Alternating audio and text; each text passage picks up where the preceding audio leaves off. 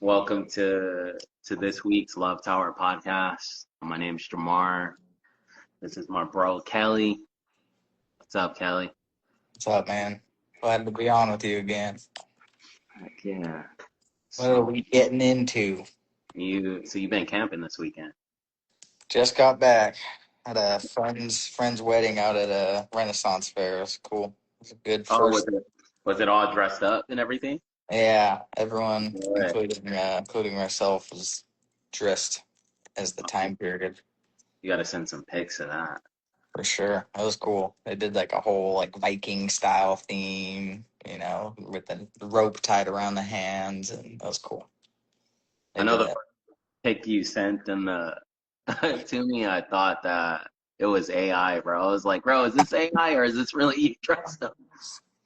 That was all me. It That's funny. was a good time. No, let's go. So. It's been crazy, the past week. I've been following, more of the news, like the things that's happening with the war and everything. Like every time it gets me thinking, man, what's the purpose of all of this? Like why such conflict? Especially it seems like, especially in this case, at least from, you know, I would say from the normal person's perspective, it seems like it's really a conflict and that looks like, at least for us and here in the States, it seems like maybe a conflict we don't even have to be in.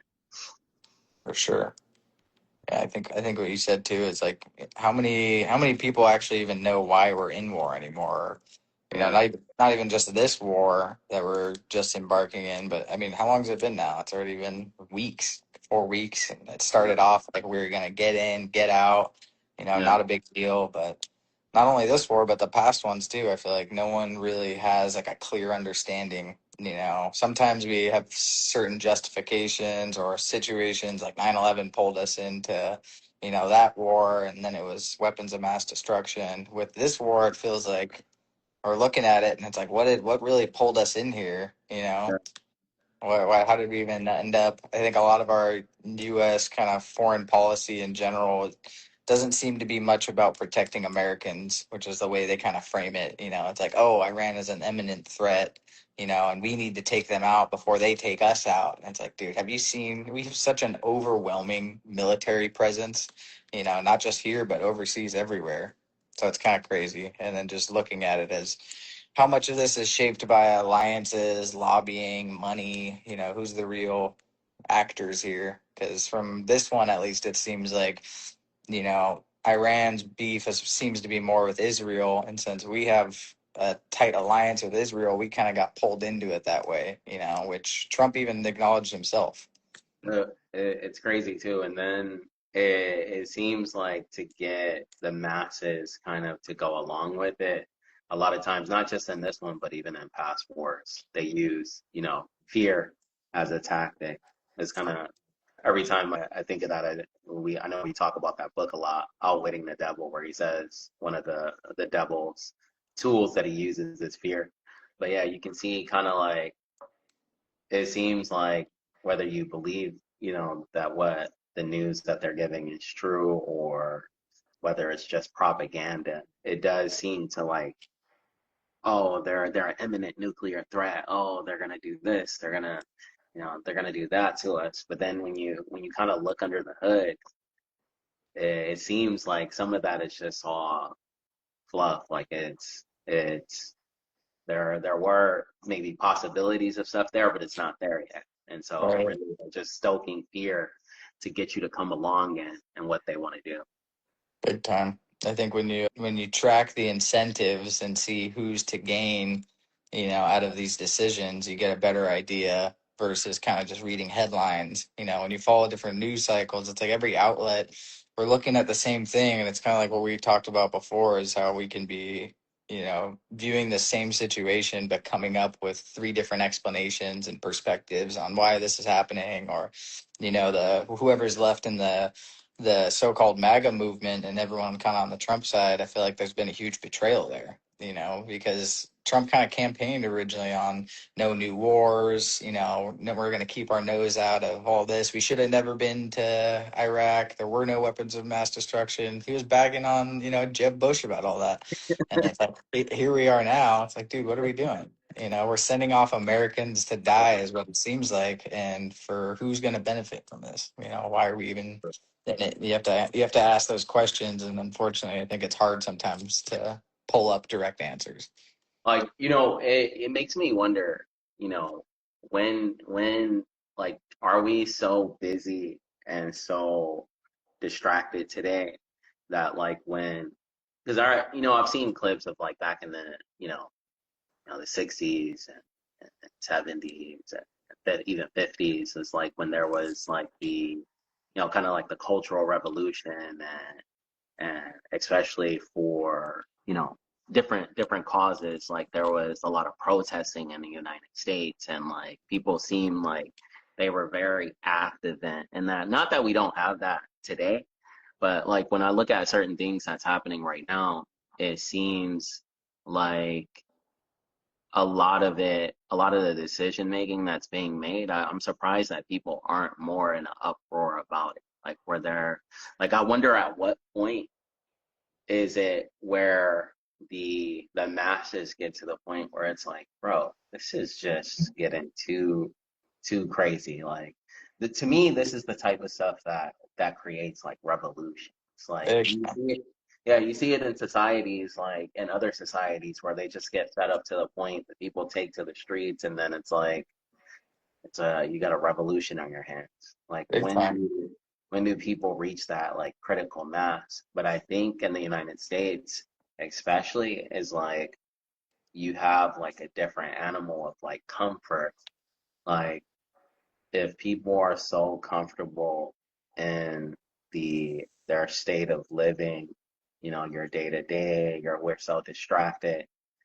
Are people even willing to go to the point where they're willing to be like, you know what, the government's doing too much right now. We're gonna have a revolution on our hands right now. For sure, man. I think these are the historical events that cause it sounds extreme, but like civil wars or just this is what radicalizes people, and you see it more and more numbers of different camps of people and schools of thought that people are going like, man, it's really not about left and right because I thought I was right, and now it's like you want to go back. It seems like the policy in this country isn't really driven by the voters as much as it is controlled by lobbyists, specific groups. The US is tied with, we're in a web of alliances. We're tied with NATO, we have the Gulf states, we have an alliance with Israel. And it seems like at what point do these alliances become a detriment to us? Because it's almost like we don't even get to call our own shots. And when Exactly. the masses start waking up to that, they're like, dude, what are we voting for? Exactly. No one wanted this. We don't want to. We're trying to fix our own country and the problems we have here, yet we're sending a bunch of aid to this country and that country, and they're our priorities. Like I think it's funny too, where it's like you like in the United States for years, I've always, heard the political parties talk about like, oh, the deficit's too much. We don't have enough for healthcare. We don't have enough for this. We don't have enough for that. But then you look and they're sending billions of dollars for wars and aid to these countries for this, that, and the other. It's like, why don't, and at the same time, then you think about it, they're even talking about taking free lunches away from kids in the United Right. States. How That's does what I that, mean. how does these two things make any sense? It's It's it's like, you know hard when what? It's not enough money for the free lunch for these kids in the US, but I mean, let's drop some more bombs over here. dude, $1.3 billion every day that we've been in Iran so far. Every single day, it's the average spending that's going out. So it's like, how do you, when you step back and look at what we're prioritizing and the aid we send to countries and the money we spend on wars, it's like, why are we so, we can't even manage to get our healthcare fixed here? Yeah, exactly what you said. It's mind blowing. But I think You can't get to health take a care. yeah, right. To take a bigger perspective on it too, or at least tie it back to what we were talking about last week, was kind of like identity and ego. And something that I think gets overlooked too is that nations in themselves kind of have ego. and an identity tied with that. You know, Mm, people identify politically with it becomes a part of them, right? If you're in this camp or that camp, I'm pro-American, I'm a nationalist, however you want to label yourself, but yeah, individually, all of these nations kind of have their own ego. And similar to what we said last week too, was where does our attention go? What is that quote that Shun always says? Where your attention goes, energy flows, energy something flows. like Yeah, that. And it's like where is the masses attention getting directed to look at? Some people are saying that this war was to take our attention off of something else, whether it was the Epstein files or it's yeah. something else happening over here. What are the bigger plays? But the things we can't overlook is not only our own individual egos, but the ego that we hold as a nation and what that does. you know Mm, where's our attention going? Why are we getting pulled again into a new conflict that doesn't seem to be our own? yeah.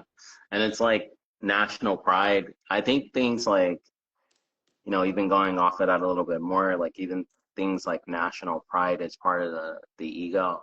And then, but at the same time, that could also be used against us as well. It's like because of course, you want to support the place where you've grown and you live and you have a pride about that, you know, internally. So I think most people gravitate to, especially during a time of war, to support, the troops or support, their country but then at the same time that could be used, you know, not in a good way.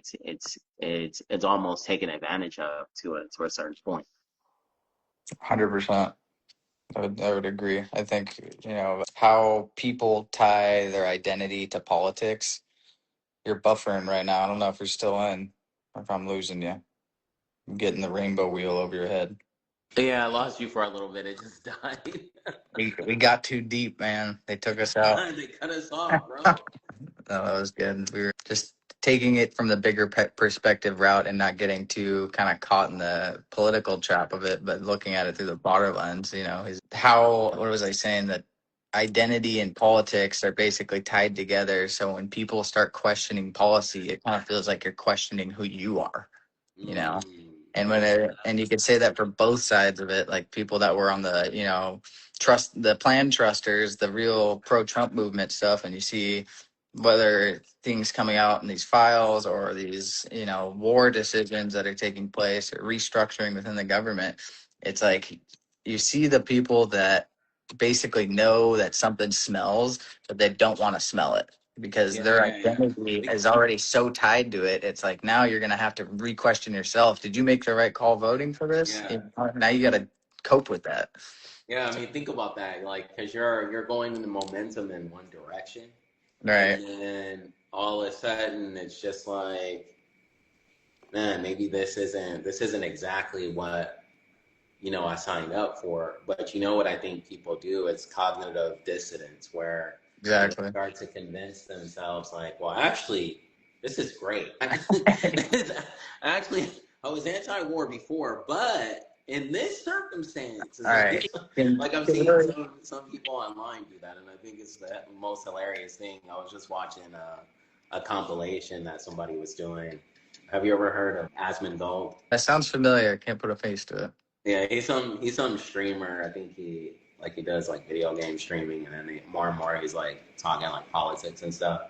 But I was just watching a funny video because they were showing him. I think it was like last year, and he was just like, "Man, I'm totally against the war." Like he's just like, I think, or when Joe Biden was in office, he's like, "We should never go to war with Iran. Like I don't support this." And then they showed a clip of him just recently where he's just like, "I totally support this war. Oh my god, This war is great." that's It's crazy. like you see people completely flip 180 degrees, and it's just like, All right. whoa. I think what it does do on the opposite end though that's nice is you see those that kind of actually have a spine.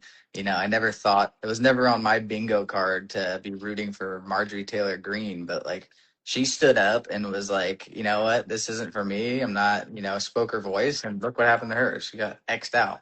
Yeah, yeah. You're not So, part of the crew anymore. all right. So in that sense too, you can really see the people who go, you know what, I did vote for this. I thought it was going to go this way, but they can be real about it and be like, I'm not gonna, lie to myself and try and double down and go, you know what, this is probably some four-dimensional chess that Trump's playing, and there's a bigger plan here at play. It's like, come on, dude, you You look know, better when you can admit you were wrong at the end of the day, and you just know, even on a personal level, like I've always respected most when people can like admit they're wrong. right, I think that's always something like even, and I've seen like it's rare in politicians, but I've even seen some politicians who've done that. And I think when people do that and it's actually genuine, I think you can actually win people's respect for that. right, I've always thought, more than, just keeping it going and not wanting to show like them, like I was wrong here. Like I made the wrong move. It was the wrong call. But when you see people like that, you're like, man, that actually takes virtue within itself. big time. I think that is the right side of ego, when you can kind of check yourself and say, you know what, I don't have to double down on something, even when you kind of know you're wrong about it, just to Yeah, stay in that camp. Yeah, that's a good point. that's powerful. I think that a lot of the decision making, like as regular people, it's hard to see and like even make logical sense out of the things that's happening at the higher levels of government, like the presidents and these politicians are doing. Like I once heard this Friedrich Nietzsche, like a philosopher, he says that there's two types of mentalities. There's a master mentality and a slave mentality. Mm, It was like the master mentality is like a mentality where it doesn't derive its like the rules or how they like navigate the world by like religion or like that's most people like they govern their inner kind of guidance through religion or through their parents who've taught them or different things or society where the master they kind of set their own rule set of what they think good and bad or are to them. for sure. And so I can see this in Trump, for example, not to say like anything like, whether it's, you look at him as negative or positive. To me, that's what I see in him. Like he doesn't really respond to things like normal people. Like it seems like he has an idea of what he believes is good and bad, and he's moving off of that. Like he Sure. doesn't have like a religious or belief system guiding him. It's just based on what he believes. And then it was saying like for the slave mentality is those are the people who draw their direction from like patriotism or religion or the societal like rules that govern things where oh no, you shouldn't do this to people and you shouldn't do that to people, so they draw the rule sets from that. But you gotta, when you look at it now, it makes sense as to like why these elites make the decision making that they make, Mm-hmm. because they're operating from a whole different mindset. Like when I read that, I was like, huh, that's interesting. That makes a lot of sense actually. Big time. I think even in a simpler way too, or as the older I get, and hopefully with age comes wisdom. The one kind of nugget I've taken from falling into different camps, when you're younger, you kind of lean more one way politically or even religiously. Certain groups or ideologies or ways of thinking will pull you in one direction or another. But at least politically, I think understanding that the real issue isn't really choosing a side. It's more so understanding why the system kind of shapes those sides in the first place. You know Mm, what I mean?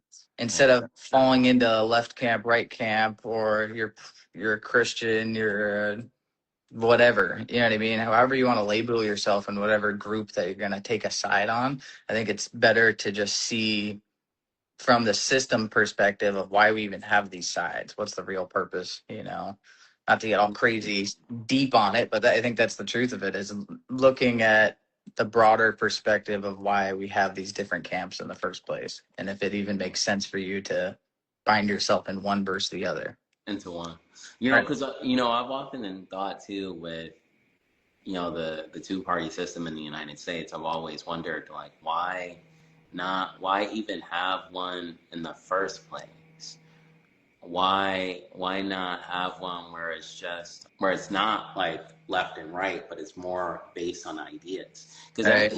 I think a lot of times the different sides, kind of like you were saying with Marjorie Taylor Greene, where you get where most of the time they get stuck on a side, even if they on this particular issue they kind of want to jump over here, Mhm. or like, oh, maybe I want to jump over here on this issue. I For sure. think that would be, for me, I think that would be a better system. But if you think about it, it wouldn't feed the polarity. It's Right. like there needs to be that polarity, that pull, that force that continues the energy and the conflict. For sure. I think it's a good question to ask. Do we even need that polarity? Is that kind of inherent in the system? Is that really the prerequisite for growth in the country, is having to have, you Yeah, know, because what's the alternative? An authoritarian dictatorship where it's one mm, rule for the land and everyone kind of just has to abide by that.